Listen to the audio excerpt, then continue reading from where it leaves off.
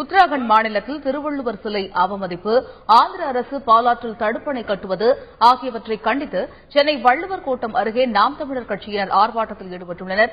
ஆர்ப்பாட்டக்காரர்கள் மத்தியில் அக்கட்சியின் ஒருங்கிணைப்பாளர் சீமான் பேசி வருகிறார். அதனை நேரலையாக காணலாம். இதை பேசி தீர்க்காம வன்முறையின் மூலமா ஆயுதத்தை வச்சு அழிச்சு ஒழிக்கிறதன் மூலமா ஒழிக்கிறலாம்னா ஆயுதத்தை வச்சு ஆட்சி செய்யலாம், மக்களை ஆளலாம், அடக்கி ஆளலாம். ஆனால் மக்களின் இதயங்களை வெல்ல முடியுமான்னு யோசிக்கணும். அதனால அந்த செயலை நாங்கள் வன்மையாக கண்டிக்கிறோம். பயங்கரவாதம், தீவிரவாதம், பிரிவினவாதம்ங்கிற பேரில் இந்த மக்களை கொண்டு குவிப்பதை நாங்கள் ஒருபோதும் ஏற்க முடியாது. நேற்று என் தாய் நிலத்தில் ஈழத்தில் நடந்தது இந்த கண்முன்னே இந்த நாட்டுக்குள்ள நீண்ட காலமாக காஷ்மீர் மண்ணில் நடந்து கொண்டிருக்கு. ஒரு மனித உயிரை ஒரு மதத்தின் பெயரால பழியிடுவதை ஏற்கிறோமா? அதுதான் இங்க இருக்கிறது. இஸ்லாமியர்னா அவர்களுக்கு தனி உயிர் இருக்குதா? இந்துக்களுக்கு ஒரு உயிர், கிறிஸ்தவர்களுக்கு ஒரு உயிர், இஸ்லாமியர்களுக்கு ஒரு உயிர் இருக்குதா?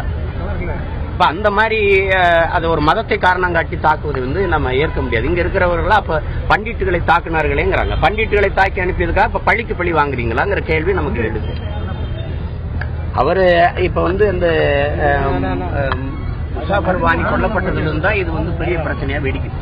அவர் மரணத்திற்கு முதல் நாள் அவருடைய முகநூல்ல பதிவிடுறார், பண்டிட்கள்லாம் திருப்பி வாங்க, காஷ்மீர் மண்ணுக்கு வாங்க, இது நமது தாய் நிலம், இது முஸ்லிம்களுக்கான பூமி மட்டும் இல்ல, நீங்க மறுபடியும் வாங்க என்று அவர் பதிவிட்டிருக்கிறார். அப்ப அவரை கொல்ல வேண்டிய தேவை என்ன வருது? அவர் பண்டிட்டுக்கு எதிரானவர்கள்னா ஏன் அந்த பதிவை அவர் போடுறாரு? அதனால காஷ்மீரில் நடக்கிற இந்த படுகொலையை சக மனித சாவா நம்ம பார்க்கணும்.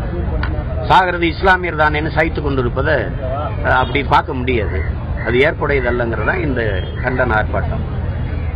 அதோட ஒரு சமூக செயற்பாட்டாளர், ஒரு சூழியல் ஆர்வலர், சுற்றுச்சூழல் ஆர்வலர் பியூஷ் மனுஷை கைது செய்ததே தவறு. அது மிகப்பெரிய தவறு. அவர் கைது செய்யற அளவுக்கு ஒரு குற்றம் ஒன்றும் செய்யல. அவரை கைது செய்ததோடு இல்லாம அங்க சிறைக்குள்ள வச்சு 30 காவலர்கள் தாக்கியதா அவர் சொல்றாரு. அவர் அந்த வேதனையோடு அவர் பேசி வடித்த கண்ணீருங்கிறது ஒவ்வொரு இந்த மண்ணில் மனிதத்துக்கான பெருத்த அவமானம். அப்ப 30 பேரை அடிச்சிருக்காங்க, என்னை தாக்குனாங்கன்னு அவர் சொல்றாரு. சிறை அதிகாரி என்னை அடிச்சாரு, கன்னத்துல ஓங்கி அரைஞ்சாருங்க. அதுக்கு என்ன நடவடிக்கை இந்த அரசு எடுத்துருக்கு? அப்படின்னா உள்ள காவலர்கள் எல்லாம் வெறும் குண்டாசுகளா, ரவுடிகளா? எதுக்கு அடிக்க வேண்டிய தேவை என்ன வருது அவருக்கு? நீங்க கைது பண்ணிட்டீங்க, சிறைப்படுத்திட்டீங்க, அதோட விட வேண்டியது என்ன? அப்புறம் அடிக்க வேண்டிய தேவை என்ன இருக்குது? அப்புறம் அடிச்சாருன்னு சொன்னதுக்கு பிறகு இந்த அரசு அந்த அதிகாரிகள் மீது விசாரணை நடத்தியிருக்கா? என்ன நடவடிக்கை எடுத்துருக்கு? உடனடியா அந்த அதிகாரிகளை ஒரு பணியிட நீக்கம் செய்யணும், அது விசாரிக்கணும். அப்படி இல்லைன்னா நாங்க சேலம் சிறை வளாகத்தை முற்றுகையிட்டு போராட வேண்டிய தேவை வரும். அரசு ஒரு மெத்தனை என்ன வேணாலும் நடக்கலான்னுச்சு. இந்த 20 நாள்ல 60 கொலை நடந்திருக்குது. அதை கண்டுபிடிக்க, அதை விசாரிக்க துப்பு இல்லை. இன்னைக்கு வரைக்கும் சுவாதியுடைய கொலை வழக்குல சரியான குற்றவாளி யாரு? ராம்குமார் தான் குற்றவாளினா அவர் எப்படி குற்றவாளி, எதனால கொல்ல பண்ணார், எந்த செய்தியும் தெரியல.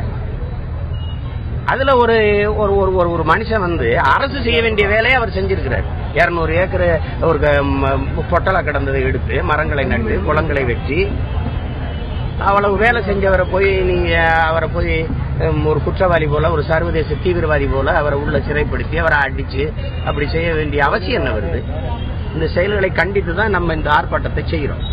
அதோட கல்வி கடனை தள்ளுபடி செய்யறேங்குது அரசு. தேர்தல் வரும்போது சொல்லுது 3 லட்சம் கோடி கடன் வச்சிருக்க ரிலையன்ஸுக்கு 16,000 கோடி மாணவர்களின் கல்வி கடனை வசூலிக்கிற தகுதி எப்படி வந்துருது? அவருக்கு அந்த உரிமை யாரு கொடுக்கறது?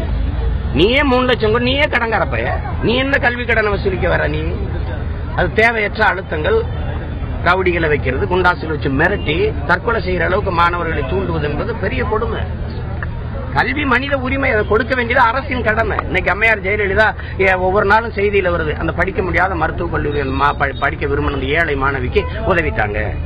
அப்புறம் ஒரு நாள் செய்தி வருது, அந்த மாணவிக்கு உதவிட்டாங்க.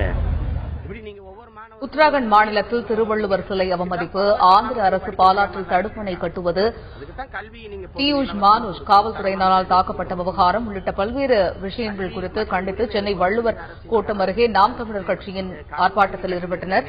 ஆர்ப்பாட்டக்காரர்கள் மத்தியில் அக்கட்சியின் ஒருங்கிணைப்பாளர் சீமான் பேசினார். அதனை அடுத்து அவர் பத்திரிகையாளர்களை சந்தித்து பேசினார். அதன் நேரடி காட்சிகளை நாம் பார்த்தோம்.